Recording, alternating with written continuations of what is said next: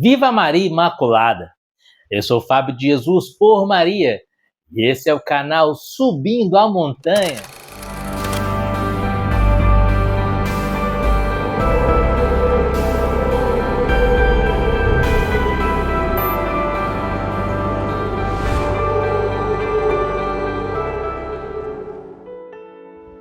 Palavras de vida eterna, o pão da palavra no seu dia a dia. Porque não só de pão vive o homem, mas de toda a palavra que provém da boca de Deus. Hoje é terça-feira, hoje é dia 6 de fevereiro de 2024. O evangelho que a igreja nos propõe está em Marcos, capítulo 7, versículos de 1 a 13. Abra o seu coração, é uma mensagem do céu para você. Pelo sinal da Santa Cruz, livra-nos Deus nosso Senhor de todos os nossos inimigos. Em nome do Pai, do Filho e do Espírito Santo. Amém. Os fariseus e alguns dos escribas, vindos de Jerusalém, tinham se reunido em torno dele. E perceberam que alguns dos seus discípulos comiam o pão com as mãos impuras, isto é, sem as lavar. Com efeito, os fariseus e todos os judeus, apegando-se à tradição dos antigos, não comem sem lavar cuidadosamente as mãos. E quando voltam do mercado, não comem sem ter feito abluções. E há muitos outros costumes que observam por tradição, como lavar os copos, os jarros e os pratos de metal. Os fariseus e os escribas perguntaram-lhe: por que não andam os teus discípulos conforme a tradição dos antigos, mas comem o pão com as mãos impuras? Jesus disse-lhes: Isaías, com muita razão, profetizou de vós, hipócritas, quando escreveu: este povo honra-me com os lábios, mas o seu coração está longe de mim. Em vão, pois, me cultuam, porque ensinam doutrinas e preceitos humanos. Deixando o mandamento de Deus, vos apegais à tradição dos homens. E Jesus acrescentou: na realidade, invalidais o mandamento de Deus, para estabelecer a vossa tradição. Pois Moisés disse: honra teu pai e tua mãe, e todo aquele que amaldiçoar pai ou mãe seja morto.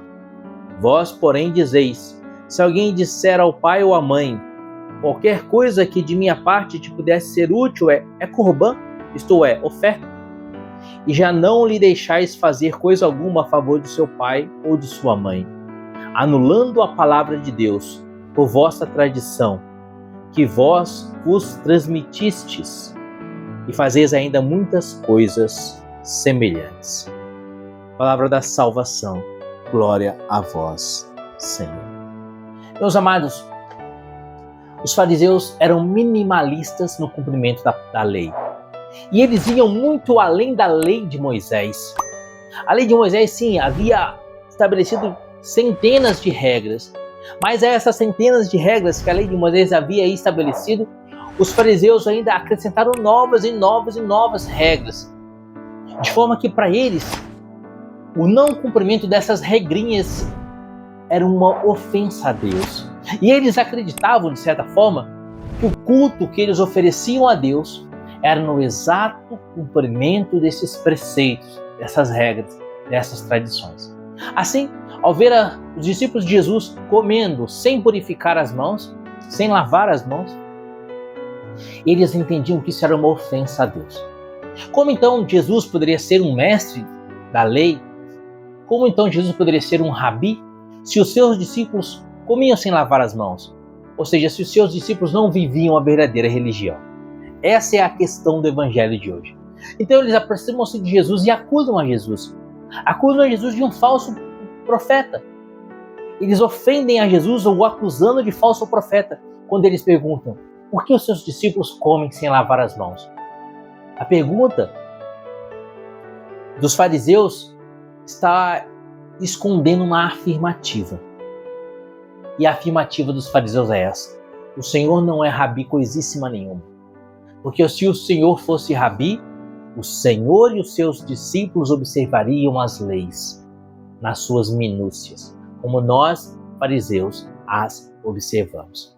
Queridos, aí você vê a tremenda soberba dos fariseus, o tremendo orgulho dos fariseus de se aproximarem do próprio Deus, de apontarem o dedo na cara de Deus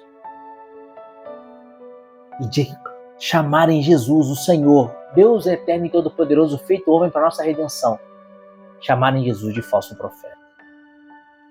E aí Jesus mostra para eles que aquela profecia de Isaías se aplicava a eles.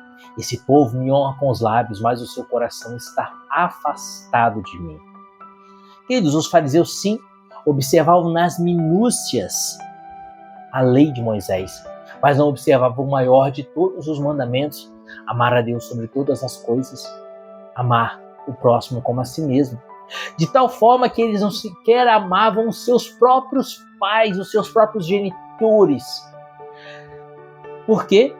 Para não dividir o seu dinheiro com os seus pais e para não socorrer os seus pais na sua velhice, eles usavam artifícios da lei. A lei dizia que aquilo que você oferece a Deus como corbã, ou seja, como oferta, como algo consagrado a Deus, isso não pode ser disposto para você dar para pessoa alguma, nem mesmo para os seus pais. Assim os fariseus diziam: todo o meu patrimônio é corbã, todo o meu patrimônio é consagrado a Deus, então eu não posso socorrer meu pai na sua indigência.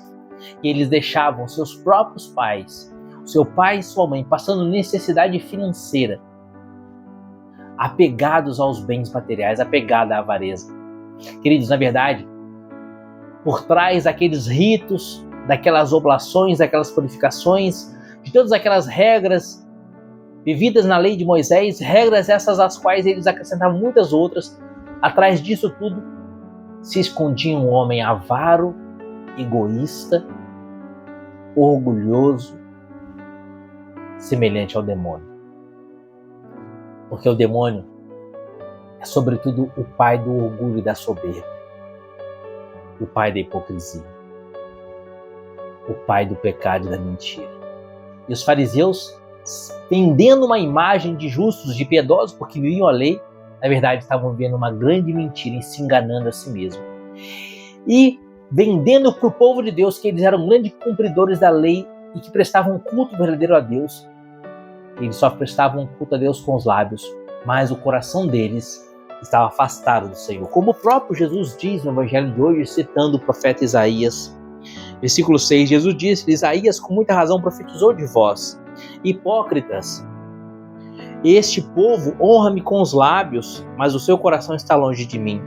Em vão me cultuam, pois ensinam doutrinas e preceitos humanos. Amados, tendo se passado 2000 anos, eu quero te convidar a refletir, assim como eu também reflito hoje. Será que essa palavra de Isaías, que se aplicava aos fariseus, será que essa palavra de Isaías não tem se aplicado a mim? Este povo honra-me com os lábios e com o coração, mas o seu coração está longe de mim. Esse povo me honra com os lábios, mas o seu coração está longe de mim. Vamos à missa, confessamos, rezamos o texto, lemos a Sagrada Escritura, participamos da catequese, pregamos a palavra, participamos de pastorais na igreja, vamos à Canção Nova, vamos peregrinar na Aparecida, o Santuário de Nossa Senhora da Conceição, do Baipendi, o Santuário da Inhaxica. Fazemos diversas coisas, fazemos diversas atividades para Deus. Mas de fato nós temos honrado a Deus com o nosso coração? Ou o nosso culto a Deus tem sido apenas um culto exterior? E essa é a questão central do Evangelho de hoje. O culto que os fariseus davam a Deus era um culto extremamente exterior e somente exterior. O coração deles estava extremamente afastado da graça de Deus. Tanto é que Jesus diz aos fariseus em outro trecho evangélico: vós sois sepulcros caiados. O que significa sepulcro caiado? Por fora, os judeus tinham o hábito de pintar de branco, de caiar o sepulcro. Porque se alguém tocasse no morto ou tocasse no sepulcro, se tornava impuro. Assim, ao passar, via-se uma caverna pintada de branco, sabia-se que aquela caverna era um sepulcro. E assim o judeu não tocaria naquela caverna inadvertidamente, não se tornaria impuro. Porque se o judeu se tornasse impuro, não poderia participar dos sacrifícios do templo, do culto ao Senhor. Ele precisava então passar por um ritual de purificação.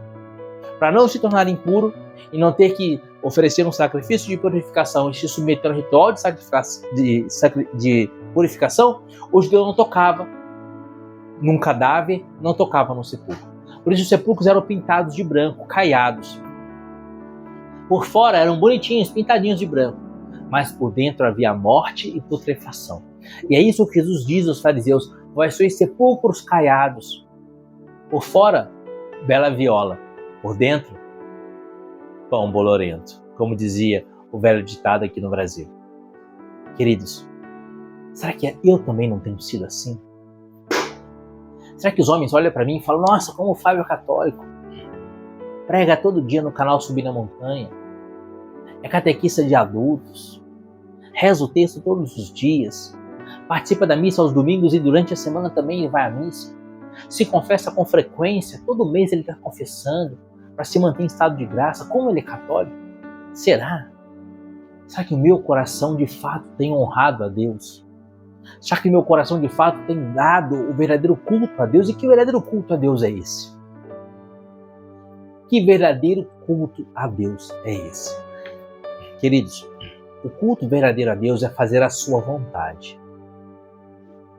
E qual é a vontade de Deus? O gloriosíssimo apóstolo São Paulo vai dizer: essa é a vontade de Deus a vosso respeito.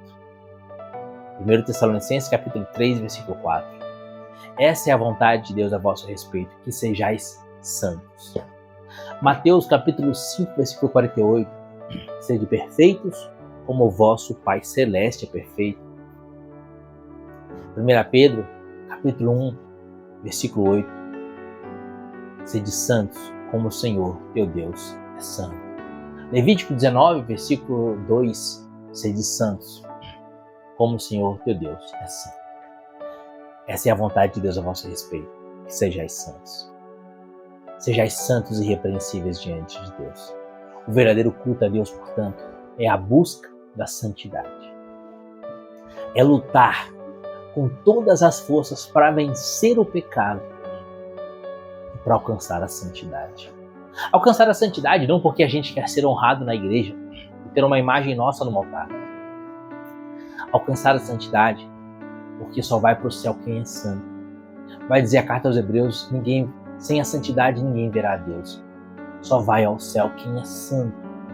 E só quem é santo ama a Deus de verdade.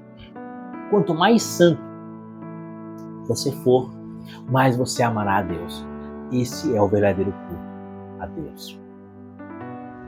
Santa Teresinha do Menino Jesus dizia: eu serei uma grande santa. Por que ela queria ser uma grande santa?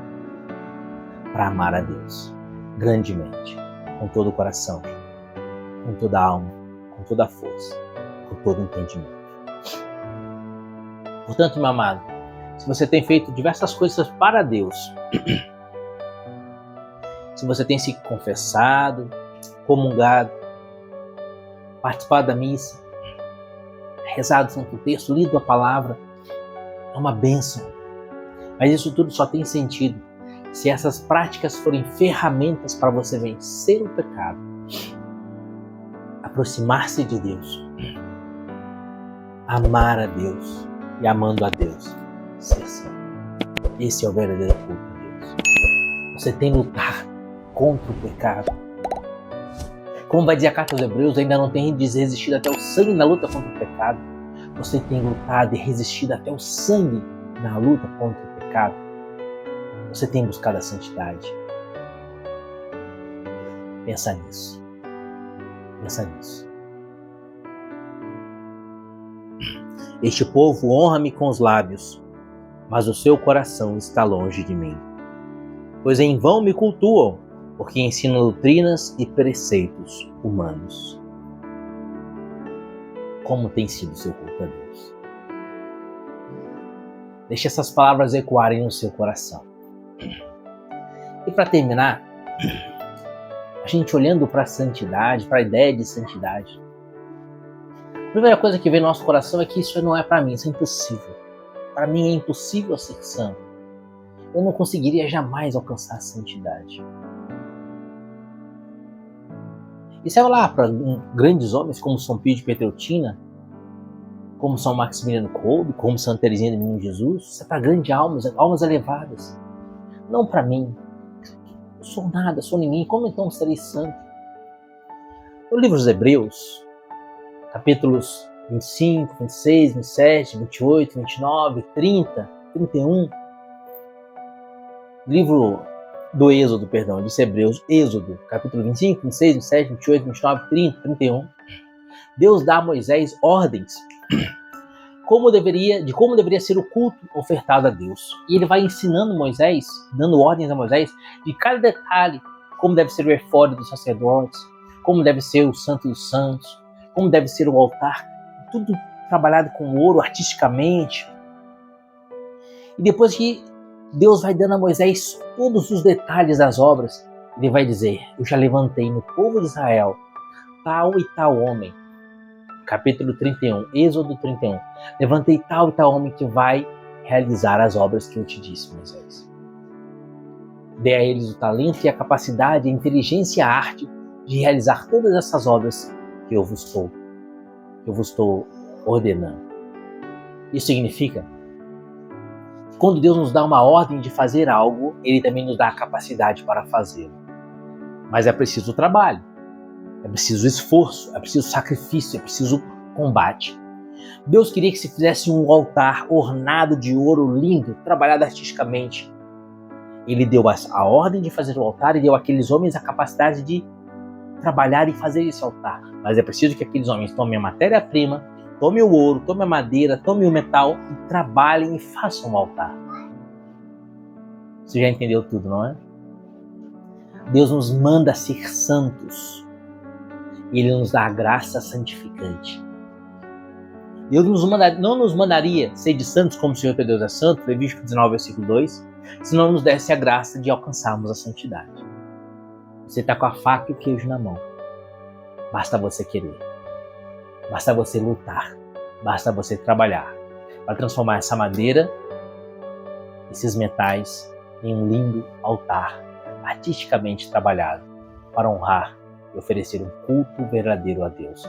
O altar que Deus quer de você não é o altar da igreja, mas é um altar no seu coração. Transforme a sua alma num digno santuário do Senhor. Esse sim é o verdadeiro culto a Deus. O amar a Deus, lutando contra o pecado, lutando pela santidade, lutando para se unir a Deus, como o marido se une à esposa. Pensa nisso. Que Deus te abençoe e viva a Maria Imaculada.